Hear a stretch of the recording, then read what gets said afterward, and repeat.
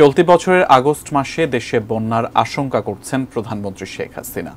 এজন্য সংশ্লিষ্ট সবাইকে আগাম প্রস্তুতি নেওয়ার নির্দেশ দিয়েছেন তিনি। মঙ্গলবার জাতীয় অর্থনৈতিক পরিষদের নির্বাহী কমিটি বা একনেক সভায় প্রধানমন্ত্রী এ নির্দেশনা দেন।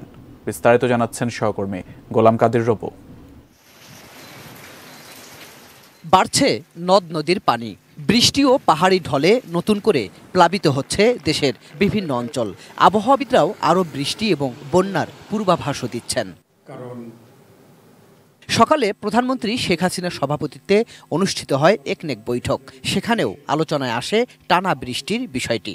সেখানে প্রধানমন্ত্রী জানালেন বন্যার আশঙ্কার কথাও, আর নিতে বললেন প্রস্তুতি।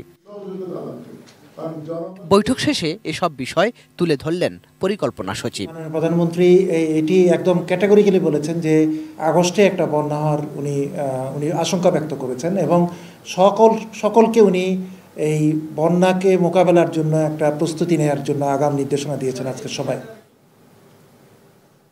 প্রতি বছর জুন জুলাইয়ে বৃষ্টি আর বন্যার কবলে পড়ে দেশ। প্রধানমন্ত্রী বললেন এ সময় কাজ নয়, জানালেন একজন প্রকল্প পরিচালক একটির বেশি প্রকল্পে নয়। প্রজেক্ট ডাইরেক্টর পিডি যাকে বলা হয়, পরিচালক প্রকল্প পরিচালক, তাদের নিয়োগ নিয়ন্ত্রণে প্রশিক্ষণে জোর দিতে বলেছেন এবং একজন পিডিকে যেন একটার বেশি প্রকল্প না দেওয়া হয় সেদিকেও লক্ষ্য রাখতে বলেছেন।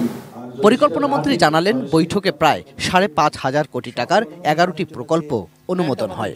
বৃষ্টি থামার পরে আমরা আমাদের মূল কাজে গোলাম কাদের রবু, এটিএন নিউজ, ঢাকা।